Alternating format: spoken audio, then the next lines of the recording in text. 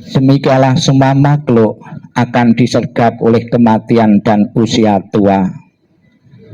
Para bijaksana setelah mengetahui sifat alami dunia ini tidak akan mengalami penderitaan. Akan sia-sia jika engkau meratapi yang mati, karena engkau tidak akan pernah tahu kapan mereka datang dan kapan mereka pergi.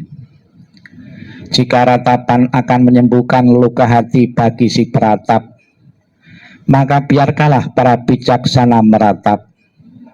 Kedamaian pikiran tidaklah diperoleh melalui ratapan. Semua keadaan ini hanya akan membawa penderitaan dan melukai tubuh. Meratap hanya akan membuat si peratap lemah dan pucat. Ratapan tidak akan menolong orang yang telah meninggal. Oleh sebab itu meratap adalah sia-sia.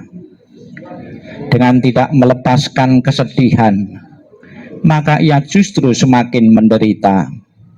Ia hanya akan semakin tenggelam dalam alam kesedihan.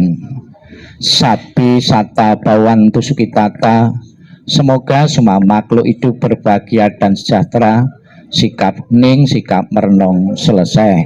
Sadu, sadu, sadu. Pertama-tama saya mewakili tim doa dari Wihara Budayana Putat Gede nomor 1, ikut mengucapkan bela sungkawa atas meninggalnya almarhum Bapak Dosanwi. Di kalangan umat Buddha, di saat mengirim karangan bunga kepada relasi yang meninggal, itu ada sebuah ciri khas tulisan bahasa Indonesia namun bahasa Pali, Anicca Wata Sangkara atau Sabi Sangkara Anicca. Kalau diterjemahkan dalam bahasa Indonesia kurang lebih segala sesuatu yang terbentuk tidak kekal adanya. Yang mengirim memberikan pesan kepada keluarga yang ditinggalkan maupun siapa yang membaca, bahwa kematian bukan saja dialami oleh satu keluarga, namun juga sudah menjadi sifat dan corak dunia alami. Siapa yang lahir kemudian akan mengakhiri kehidupannya dengan kematian. Banyak sekali penyebab-penyebab yang menyebabkan seorang meninggal. Semakin mendadak, tiba-tiba yang meninggal itu semakin menimbulkan kejutan, menimbulkan kita ketidaknyamanan dan siap untuk tidak menerima.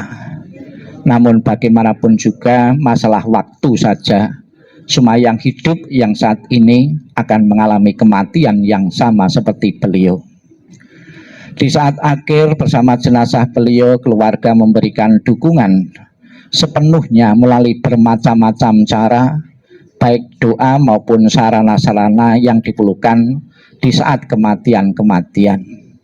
Kita bisa melihat di atas peti jenazah dihiasi dengan bermacam-macam aneka macam bunga. Tentunya itu bukan sekedar untuk sedap dipandang mata, mempesona yang memandang, namun sebuah pesan kepada yang telah meninggal, saya tetap akan menjaga ikatan emosional dengan beliau. Kemudian juga di kalangan umat Buddha, bunga itu sebagai simbol ketidakkekalan, ketidakabadian. Kenapa memakai bunga? Karena bunga sangat kentara sekali perubahannya. Dipetik masih segar, besok sudah layu. Mengingatkan kepada kita semua bahwa kehidupan yang dijalani oleh seseorang adalah tidak kekal adanya. Belum pernah lahir, berkembang, dan akhirnya mengalami kematian. Itulah proses yang alami dan kodrati. Mau tidak mau, suka atau tidak suka, pasti kita akan terjadi pada diri kita. Kita telah bersama-sama memberikan yang terbaik bagi beliau. Ibarat beliau akan menempuh satu perjalanan, kita berikan bekal, yaitu pelimpahan jasa atau mendoakan kepada beliau. Di dalam doa tadi kita memohon berkah pelindungan dari Buddha Amitabha. Di dalam janjinya yang ke-18 belum mengatakan, barang siapa menyebut namaku, mengulang namaku dengan penuh keyakinan dan berharap untuk terlahir di alam surgaku, surga Sukawati, dan orang tersebut mempunyai kebaikan-kebaikan, maka jika seseorang tersebut meninggal akan dijemput dan ditaruh di alam surga sucinya. Semoga kebaikan-kebaikan beliau dan dukungan dari kita semua dan belas kasih Buddha Amitabha apa yang menjadi harapan keluarga benar-benar menjadi kenyataan, almarhum segera menikmati alam bahagia. Di samping doa, kita juga mempunyai pengharapan-pengharapan setelah meninggal ini kepada beliau. Kita bisa melihat di samping peti jenazah ada rumah-rumahan yang bagus, megah, dan mewah. Ini sebuah sarana, sebuah impian dan harapan yang hidup kepada yang telah meninggal. Sepeninggal beliau, semoga bisa menempati fasilitas kehidupan di alam sana, seperti gambaran rumah yang di sini. Apabila benar nantinya almarhum bisa menempati fasilitas kehidupan seperti gambaran yang akan dikirim ini, pasti keluarga tidak mengkhawatirkan lagi, tidak mencemaskan lagi, bahkan justru bangga. Di sana sudah disiapkan bermacam-macam sarana. Mau bepergi yang jauh disiapkan pesawat, yang dekat mobil, yang dekat lagi becak. Kemudian biar tidak kecapean, di sana disiapkan pembantu-pembantu. Di sana biar tidak kekurangan uang, dikirim uang-uangan. Itu adalah doa dan harapan yang hidup kepada orang tua yang telah meninggal. Kemudian di samping pengharapan, rumah-rumah itu sebagai simbol agar beliau tidak melekat, besok akan dibakar. Seolah-olah apa yang pernah dipunyai beliau sudah dibawakan, tidak melekat lagi terhadap apa yang pernah dipunyai. Kemudian yang ketiga, tadi kita bersama-sama memberikan penghormatan kepada rumah-rumahan.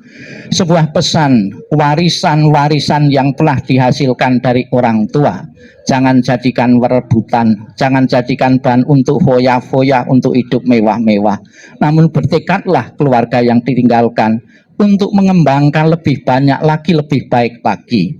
Semoga apa yang telah dirintis, yang telah dicontohkan beliau akan ditiru, akan dicontoh oleh keturunan-keturunan beliau sehingga bisa hidup bahagia dalam kehidupan saat ini maupun kehidupan berikutnya.